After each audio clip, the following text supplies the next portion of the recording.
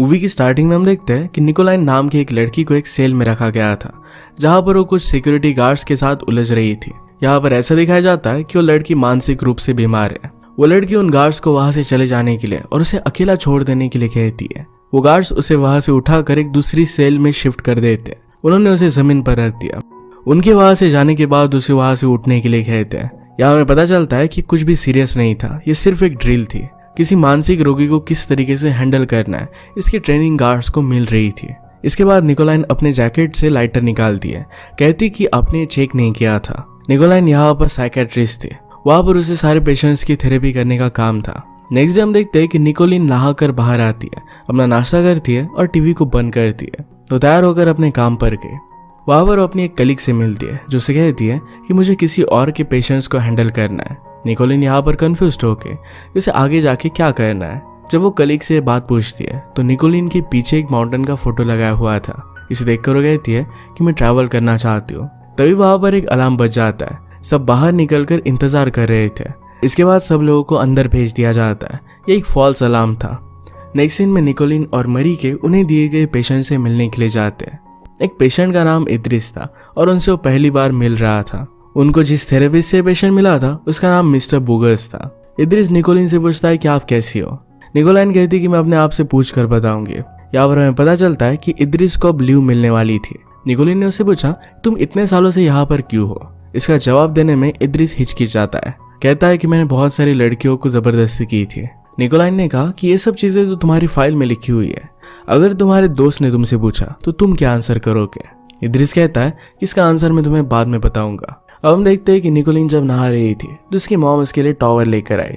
इसके बाद निकोलिन अपनी मदर की गोद में सो जाती है। निकोलिन अपनी मॉम से कहती है कि आज बहुत लेट हो चुका है, तो मदर उसी के घर पर रुकने का डिसाइड करती है। वो सुबह जल्दी उठकर उसके लिए नाश्ता भी बनाने वाली थी।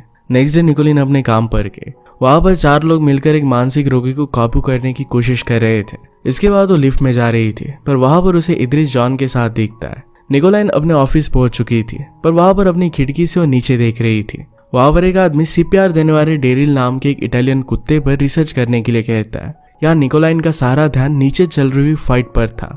वहाँ एक आदमी एक दूसरे आदमी को बहुत बुरी तरीके से पीट रहा था।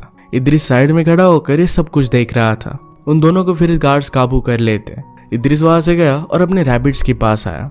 नेक्स्ट सीन में हम मीटिंग देखते हैं। सब लोग इद्रिस के बारे में डिस्कस कर रहे थे। वो कह रहे थे कि पिछले 5 सालों से इद्रिस बहुत ही कोऑपरेटिव रहा है, उसने कुछ भी गलत नहीं किया, अब हमें उसे छोड़ देना चाहिए।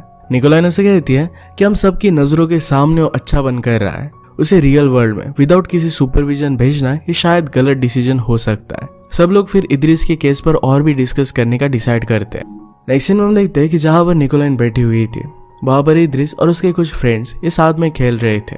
निकोलाइन जब जॉर्ज से पूछती है कि क्या वो ठीक है, उस पर वो कहता है कि हाँ। निकोलाइन बस खड़े होकर देखने लग जाती है। वहां पर उनकी कलीग उन्हें रोकती है और इद्रिस को अपने साथ ऑब्जर्वेशन के लिए लेकर जाती है। इसके बाद एक कन्फेशन सेशन स्टार्ट होता है। सब लोग एक दूसरे की कन्फेशन सुनने के लिए वहां पर बैठे हुए थे। वहां पर एक आदमी कन्फेशन सुनकर बहुत डिस्टर्ब हो जाता है। वो रेपिस्ट चिल्लाकर किसी और पर हमला कर देता है। उनकी फाइट रोकने में निकोलाइन अपनी चेयर से गिर जाती है। इद्रिस आकर फिर उसे उठाने के लिए मदद करता है। इसके बाद निकोलाइन इद्रिस की थेरेपी सेशन लेती है। उसे पूछती है कि तुम ऐसा करते क्यों हो। पहले तुम लड़कियों को बहकाते हो, इसके बाद उन पर जबरदस्ती करते हो। इद्रिस कुछ रिस्पॉन्ड नहीं कर रहा था। निकोलाइन फिर उसके एक विक्टिम नताशा का नाम लेकर उसे पूछती है कि उसे कैसा फील हुआ होगा। इद्रिस कहता है कि मुझे पता नहीं। निकोलाइन उसे बार बार पूछती है तो कहता है कि उसे बहुत बुरा लगा होगा। यहाँ पर इद्रिस मरीको को देखकर बार बार डिस्ट्रैक्ट हो रहा था, इसी वजह से वो बाहर कॉफी लेने के लिए उसे भेज देती है। यहाँ पर उसके बार बार पूछने पर इद्रिस निकोलाइन को अलग अलग बातों में उलझाने की कोशिश करता है, लेकिन इसके एंड में जवाब दे देता है। यहाँ उस पर बहुत गुस्सा हो गया था। इसके बाद नेक्स्ट सीन में निकोलाइन अपने फैमिली के साथ कुछ अच्छे पल गुजारती है। जब वो एक छोटी बच्ची के साथ डांस कर रही थी तभी उसकी मदर रोने लग जाती है। डॉटर इन लॉ ने उसे समझाया कि खुशी के मौके पर ऐसा रोना नहीं चाहिए।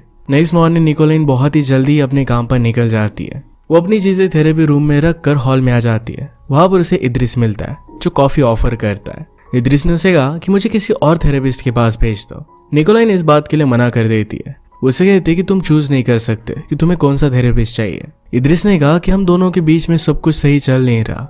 वो उसे पूछता है कि क्या मैं तुम्हें अट्रैक्टिव लगता हूँ, अगर लगता हो तो तुम मुझे एक्सेप्ट क्यों नहीं करती। उसने उसे आगे पूछा क्या तुम्हें बच्चे चाहिए।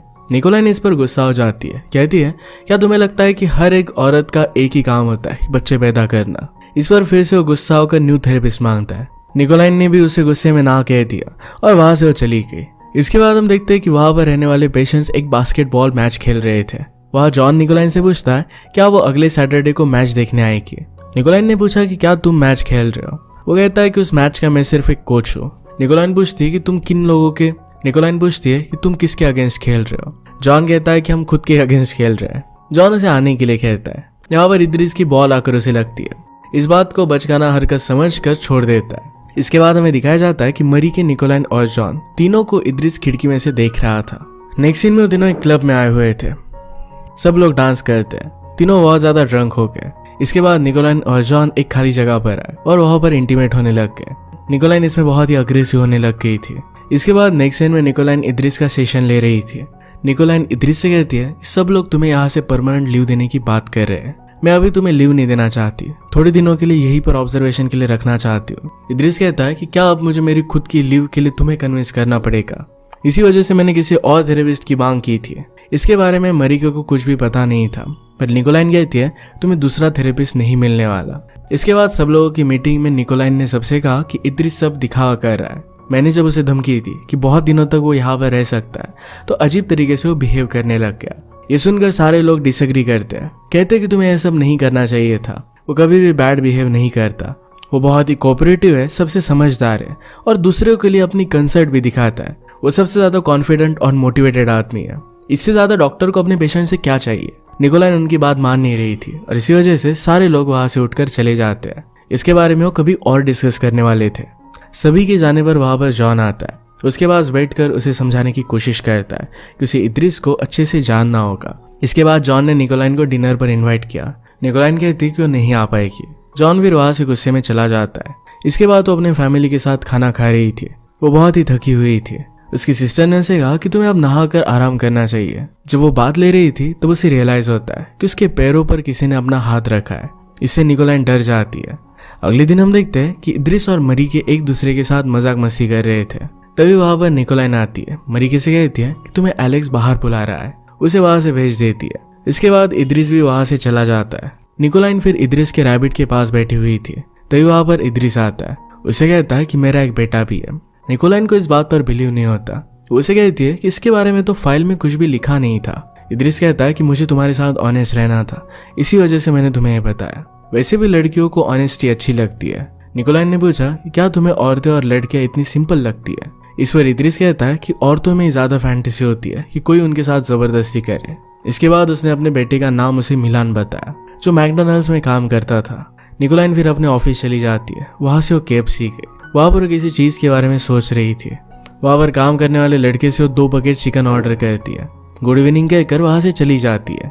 वो इसे एंजॉय कर रही थी तभी वो एलेक्स को मिलने के लिए मैसेज करती है। अगली सुबह अच्छे से रेडी हो गई और अपने काम पर चली गई।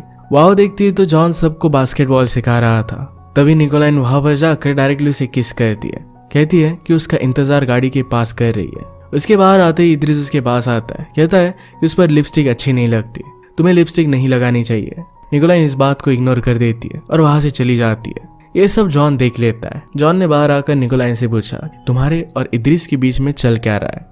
निकोलाइन कहती है कि मुझे पता नहीं, तुम किसके बारे में बोल रहे हो। इसके बाद जॉन उसे पूछता है कि क्या वो तुम्हें रिझाने की कोशिश कर रहा है। ये करना इद्रिस को बहुत ही अच्छी तरीके से आता है। इस बात पर निकोलाइन ने साफ मना कर दिया।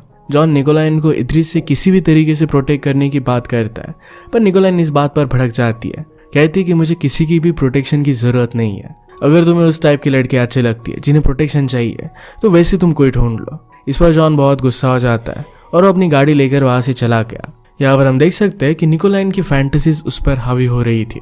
इसके बाद वो मरीके को इद्रिस का एक सेशन लेने के लिए कहती है। मरीके खुश होकर सेशन लेने के लिए पहुंच जाती है।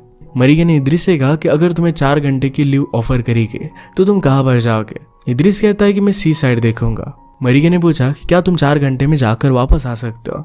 इस पर वो कहता है कि मैं कर सकता हूँ। वो फिर पूरे ट्रैवल डिटेल से बता देता है। मरीके फिर उसे रोक देती है। इसके बाद हम निकोलाइन को देखते हैं, जो अगली सुबह अपने बाथरूम गई। वो वापस आई तो उसने अपने बेड पर ब्लैक डॉग देखा। वो चेक करती है कि क्या ये सचमुच में हो रहा है या सिर्फ उसकी इमेजिनेशन है, पर वो डॉग रियल था।